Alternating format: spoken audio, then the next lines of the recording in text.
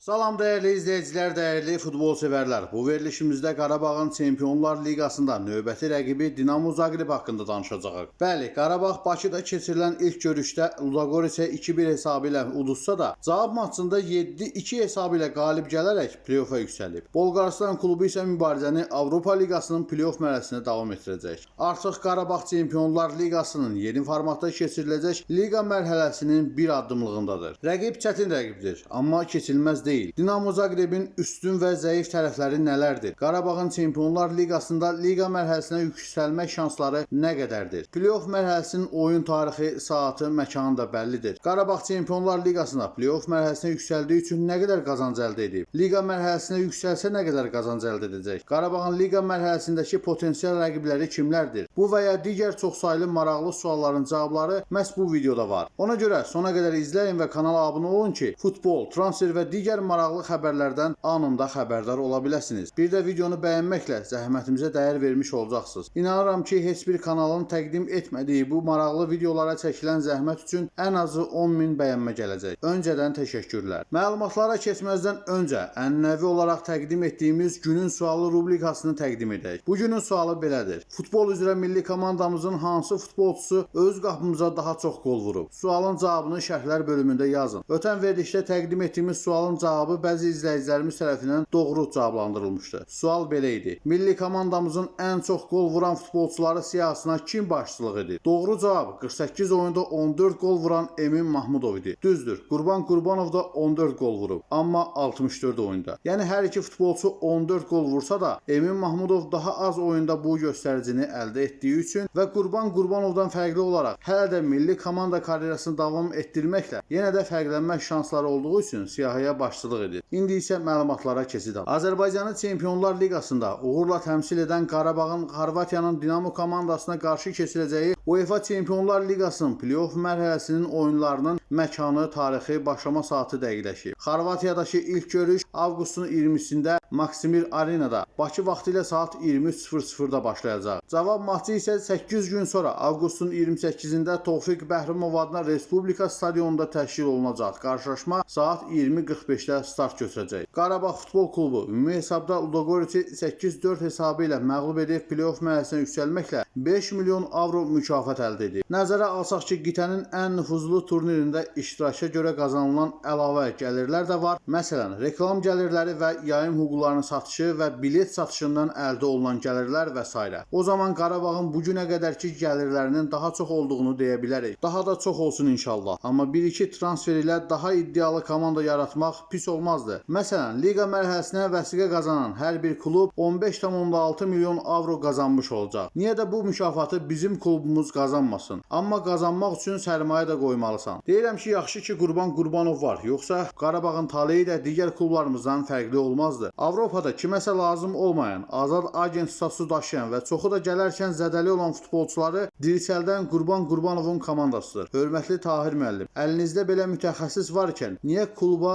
biraz da sərmayə qoyub daha böyük hədəflər üçün yarışan klub yaratmayasınız ki? İndi isə Qarabağın play-offdakı rəqibi Dinamo Zagrebi tanıyaq, daha sonra klubumuzun liqa mərhələsindəki potensial rəqibləri haqqında məlumat verəcəyik. İzləyicilər Qarabağın növbəti rəqibini analiz edib Qarabağla müqayisəli şəkildə rəqib barəsində video təqdim etməyimizi xahiş etdilər. Təbii ki, biz də bu tələbi nəzərə alıb növbəti rəqibimiz haqqında video hazırlamaq qərarını verdik. Videonu sona qədər izləsəniz çox maraqlı məlumatlar əldə etmiş olacaqsınız. İlk öncə ümumi məlumatlar əsasında müqayisəni təqdim edək. Qarabağ Azərbaycan Premyer Liqasında Dinamo Zagreb Xorvatiya çempionatında çıxış edir. Dinamo Zagreb 4 dəfə Yugoslaviya çempionu, 25 dəfə Xorvatiya çempionu olub. 7 dəfə Yugoslaviya kubokunun, 17 dəfə Xorvatiya kubokunun qalibi olub. 8 dəfə Xorvatiya Super kubokunun qalibi olmağı bacarıb. Eyni zamanda 1 dəfə şəhərlərarası yarmarka kubokunun qalibi olub. Qarabağ 11 dəfə Azərbaycan çempionu, 8 dəfə Azərbaycan kubokunun qalibi və 1 dəfə Azərbaycan Super kubokunun qalibi olub. Dinamo Zagrebin əsası 1911-ci ildə qoyulub, hal-hazırda 113 yaşı var. Qarabağ komandasının əsası 1951-ci ildə qoyulub, 73 yaşı var. Dinamo Zagrebin ləqəbi Plave, yəni mavilər. Qarabağın ləqəbi isə atlılardır. Dinamo Zagreb ev oyunlarını 35.123 azarkeş tutumu olan Maksimir stadionunda keçirir. Qarabağ komandası ev oyunlarını maçlarını Azərsun Arenada keçirir ki, bu stadionun tutumu 5800-dür. Eyni zamanda Avrokuboklarda çıxışlar zamanı Qarabağ komandası Tofiq Bəhrəmov və Olimpiya stadionundan da istifadə edir. Dinamo Zagrebi hal-hazırda 47 yaşlı mütəxəssis Sergey Yakiroviç çalışdırır. Qarabağın çalışdırıcısı Qurban Qurbanovun hal-hazırda 52 yaşı var. Taktiki düzülüşlərə diqqət yetirsək, Dinamo Zagreb və Qarabağ komandası 4-2-3-1 taktiki düzülüşü ilə meydana çıxırlar. Hal-hazırda Dinamo Zagreb 35 futbolçusunun 13-ü legionerdir. Qarabağda 24 futbolçu var və 13 legionerlə çıxış edir. Dinamo Zagrebin ümumi transfer dəyəri 77 milyon 600 min avrodur. Qarabağın ümumi transfer dəyəri 16 milyon 480 min avrodur. Dinamo Zagrebin ən bahalı futbolçusu 20 milyon dəyərində qiymətləndirilən Martin Baturinadır. Qarabağın ən bahalı futbolçusu 2 milyon dəyərində Olavia Juninho'dur. Ən məhsuldar futbolçulara gəldikdə Dinamo Zagrebin ötən mövsüm ən çox fərqlənən futbolçusu Petkovdur. 18 dəfə qol vurmağı bacarıb. Qarabağın düşərgəsində ən yüksək göstərici Olavia Juninho'ya məxsusdur. Ötən mövsüm 55 oyunda 31 qol vurub.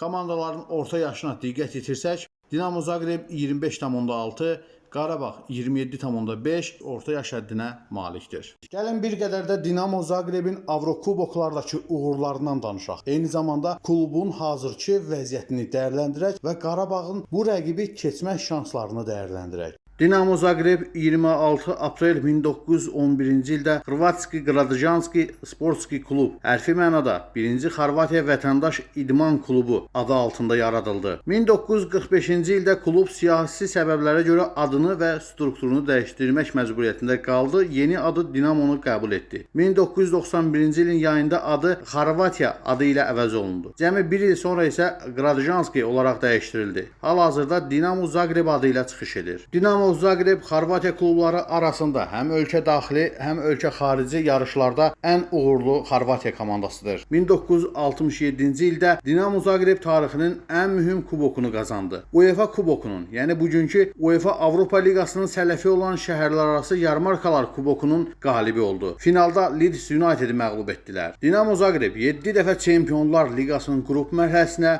10 dəfə Avropa Liqasının qrup mərhələsinə, bir dəfə isə Konferans Liqasının qrup mərhələsinə yüksəlməklə ümumilikdə 18 dəfə qrup mərhələsindən vəsiqə qazanan Xorvatiya klubudur. Dinamo Zagreb son 16 mövsümdə 15 dəfə qrup mərhələlərinə vəsiqə qazanıb. 2018-2019 mövsümündə Avropa Liqasının 8də 1 final mərhələsinə yüksəlib. Yalnız Lissabonda cavab oyununda Benficaya əlavə vaxtda məğlub olublar. 2020-2021 mövsümündə UEFA Avropa Liqasında qrup qalibi olaraq 8də 1 finala yüksəldi və burada Tottenham'i məğlub edib 4də 1 final mərhələsinə yüksəlməyi bacardı. Bundan əlavə Dinamo Zagreb Dünya Kuboku finalları tarixində dünya rekordçusudur. Finallarda ən çox çıxış edən futbolçular Dinamo Zagrebin yetirmələridir. 2018-ci ildə Rusiyada keçirilən Dünya Kubokunda gümüş medal qazanmış Xorvatiya millisinin 14 üzvü Dinamo Zagrebin futbolçuları idi. Bütün bunlar Dinamo Zagreb komandasının nə qədər əzəmətli bir komanda olduğunu göstərir. Hal-hazırki vəziyyətini dəyərləndirsək, son 10 ilin ən yaxşı Dinamo Zagrebini görərik. 2022-2023 mövsümündə Dinamo Zagrebin uğursuz çıxışı sizləri aldatmasın. Yakiroviçin gəlişindən sonra son mövsümdə həm Xorvatiya çempionluğunu, Xorvatiya kubokunu, Xorvatiya Super kubokunu qazanan komanda iddialı çıxışına davam edir. Yeni mövsümdə ilk oyunda İstra komandasını 5-0 hesabı ilə məğlub edib. İkinci turda isə Zirənin Avropa Liqasındakı rəqibi Osiyekin qonağı olub və 2-1 hesabı ilə qələbə qazanıb. Playoff mərhələsində Dinamo Zagreb ilə mübarizə aparmaq olduqca çətin olacaq. Şansları dəyərləndirməyə gəldikdə 60-ın 40-a nisbətində Dinamo Zagrebin üstünlüyü görünür. Amma siz də fərqli düşünə bilərsiniz. Fikirlərinizi şərhlər bölümündə yazın. Eyni zamanda kanala abunə deyilsinizsə abunə olub bildirişləri açıq tutun. Dostlarınızla videomuzu paylaşın. Mən sizə Qarabağın Çempionlar Liqasının yeni formatda keçirilən liqa mərhələsindəki potensial rəqibləri haqqında məlumat verim. Çempionlar Liqasının liqa mərhələsində iştirak edəcək 36 komandadan artıq 29-unun adına aydınlıq gəlib. Digər komandalar isə playoff mərhələsində baş tutacaq oyunlardan sonra bəlli olacaq ki, Qarabağda məhz bu yolla liqa mərhələsinə vəsiqə qazana bilər. Hal-hazırda liqa mərhələsində Qarabağı gözləyən potensial rəqiblər hansılardır, onları sizə nəzərinizə çatdıraq. Qarabağ komandası liqa mərhələsindən yüksələcəyi halda özündən başqa iştirak edəcək 35 komandadan 8-i ilə rəqib olacaq. Liqa mərhələsinin püşkatması 29 avqust tarixində Fransanın Monaco şəhərində keçiriləcək. Qarabağ Liqa mərhələsinə vəsiqə qazansa, bu püşkatmadan sonra Qarabağın rəqibləri dəqiqləşəcək. Amma hal-hazırda ekranda gördüyünüz hər bir klub Qarabağ komandasının potensial rəqibi hesab olunur. Görək Liqa mərhələsində kimlər var? Arsenal İngiltərə,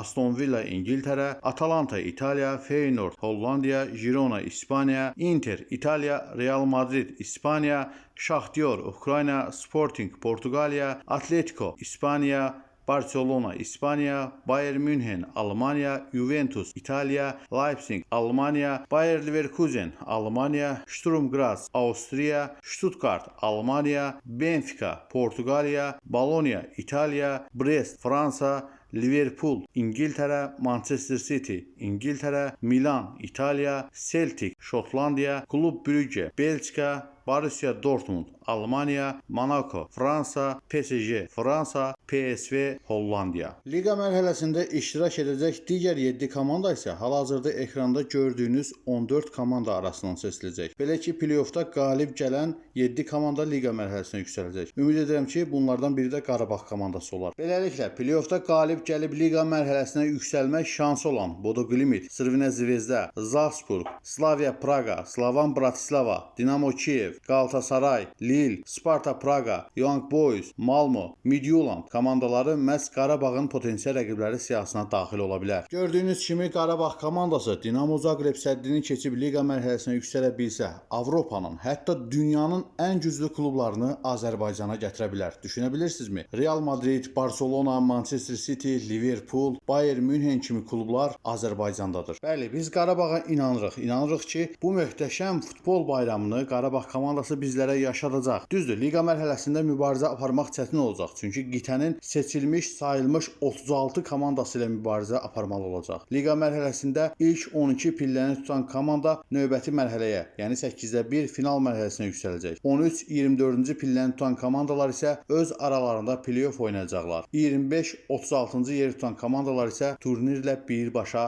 vidalaşacaq. Əgər arzu olunmaz ssenari reallaşsa, yəni Qarabağ komandası Dinamo Zagreb səddini keçə bilməsə, o zaman Avropa Liqasının liqa mərhələsinə yuvarlanacaq. Köhnə adı ilə desək, qrup mərhələsinə. Artıq orada öz yerini təmin edib. Əlbəttə ki, bizim arzumuz, istəyimiz, Qarabağdan gözləntimiz Çempionlar Liqasının liqa mərhələsidir. Əgər arzu olunmaz ssenari gerçəkləşsə, Qarabağ komandası Avropa Liqasının liqa mərhələsinə yuvarlansa, oradakı rəqiblərimiz barəsində ayrıca video sizlərə təqdim edəcəyik. İndi isə buna ehtiyac duymuram. Ümid edirəm ki, Qarabağ komandası Çempionlar Liqasında yoluna davam edəcək. Verəcəyim məlumatlar bu qədər. Ümid edirəm ki, sizlər üçün də maraqlı məlumatlar oldu. Əziyyətimizi dəyərləndirmək üçün sadəcə videonu bəyənməyiniz, kanala abunə olub bildirişləri açıq tutmağınız, dostlarınızla paylaşmağınız kifayət edir. Ekranda gördüyünüz videolardan birini seçib izləyə bilərsiniz. Bura qədər izlədiyiniz üçün hər birinizə təşəkkür edirəm. Növbəti daha maraqlı videoda görüşmək ümidi ilə. Hələlik.